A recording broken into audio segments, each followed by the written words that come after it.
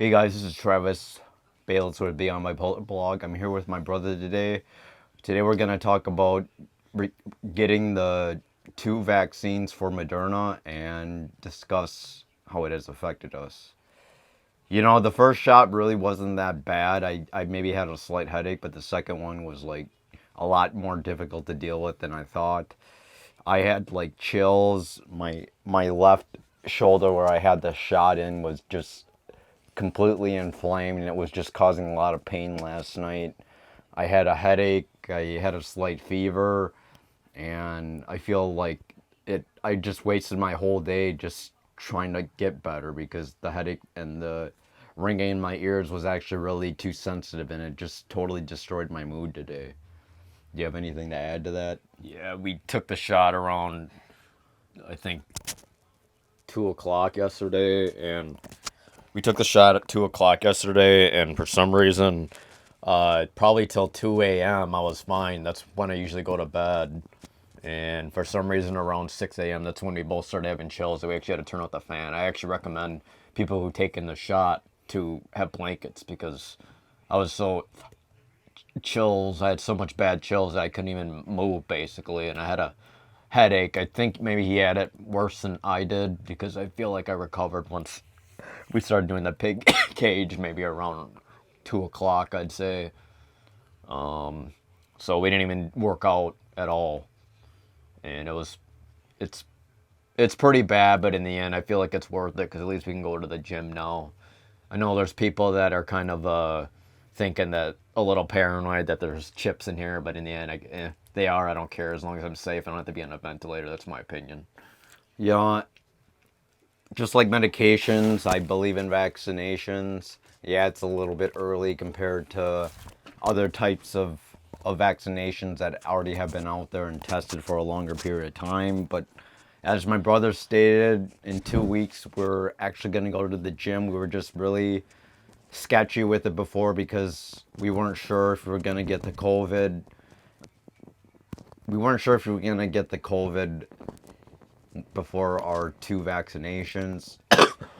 Excuse me. So, And we have to let people know that we live with a vulnerable adult. So my dad already got his maybe like a few months ago. So in the end, I want to go out. I'm going to probably still start working. We studied for the certification.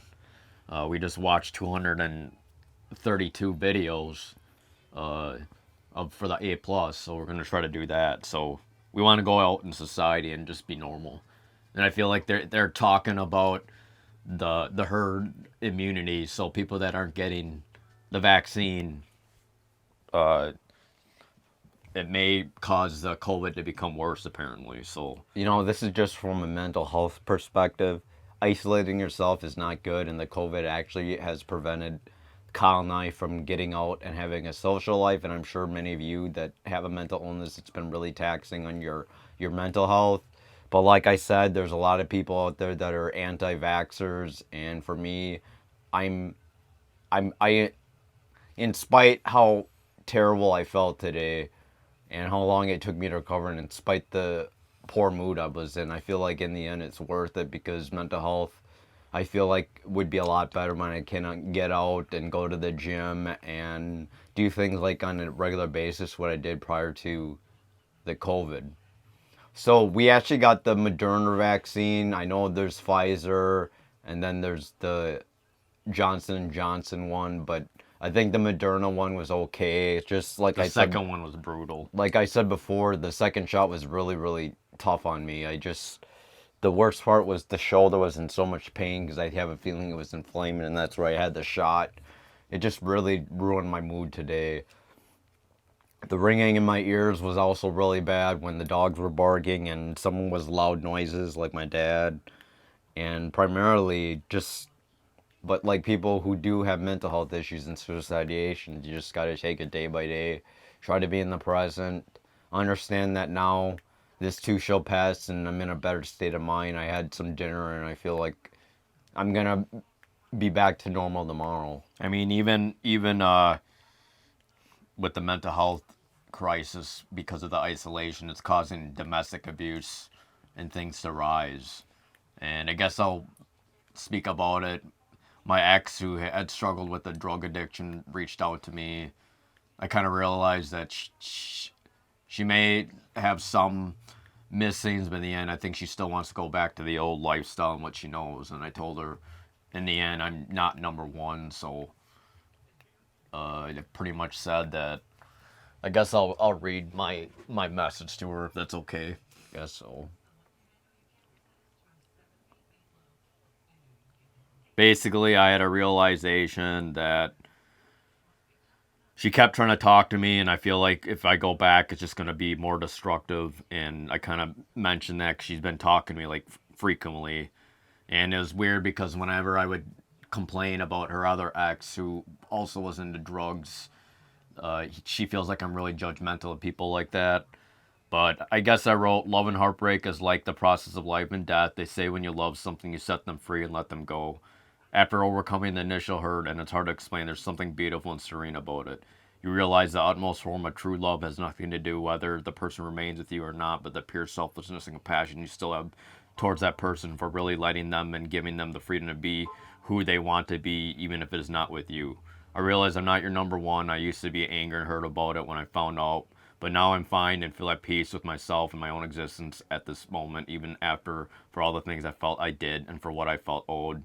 Relationships aren't a monetary system, what you're indebted to. It's odd. You hope to come in relationships in hopes to develop a close union to someone, your soulmate, when reality is more about learning how to give your love even greater freedom to be who they want to be with or without you. That feeling of separateness but groundedness.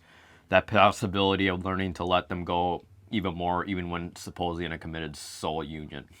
I feel a closer deepness and care to my own soul after realizing this, after feeling like shit and sorry for myself the past week, and I don't need anyone to feel this feeling of wholeness with myself after the conversation with her. And as much as I care, I cannot go back. Your heart, I realize, is with him, whether I believe he is good for you or not. We journey through the same mirror, whether my heart seems to be with one who you are jealous of, just as I was jealous of yours, and that's likely my twin brother, which likely will never change. Rather than mourning and holding on to this feeling of emptiness and loss, I somehow found acceptance, wholeness, and healing. It's weird, but I'm weird, so it's fine.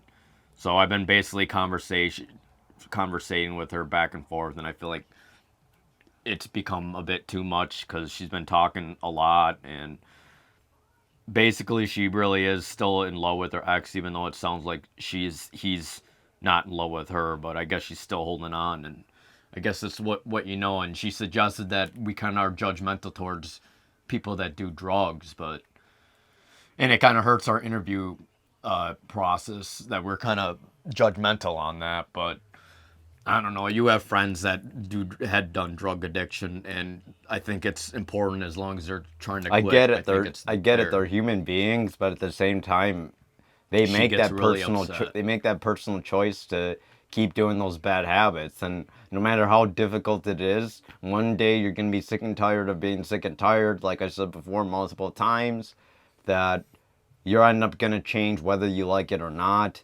And partially, I feel that, like I said before, I feel like once we get this Moderna vaccine, we don't have to focus on all these past relationships.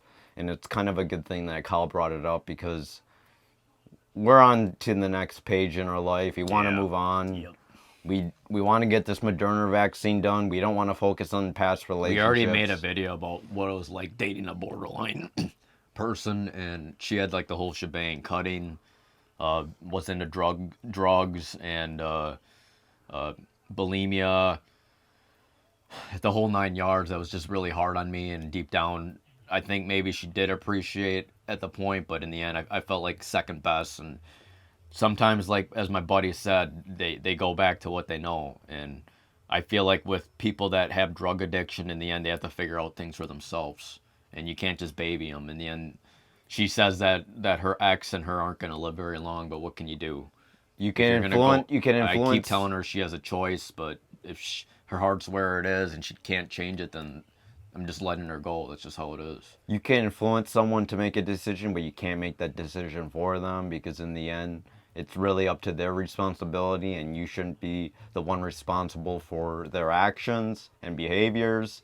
So in the end, best of luck to you, but at the same time, I hope you take a listen to what Kyle has to say. The irony is, like I said, I treated her probably the best compared to all my exes, oddly. And I actually wasn't unstable. He was more unstable. He didn't like the relationship. We kind of have that, as my brother stated, because we're so close, it's really difficult to manage relationships, and it kind of destabilizes things. But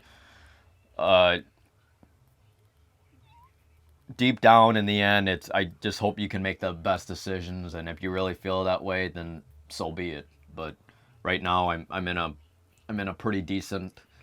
I was feeling pretty like crappy because of the Jeremy thing, but I feel like once I grieved it, I think I'm fine. I guess it's nice that she sometimes talks, but in the end, it just became too much, and I was a little worried that when she didn't respond, or she usually likes seeing my posts. It's apparently she read it.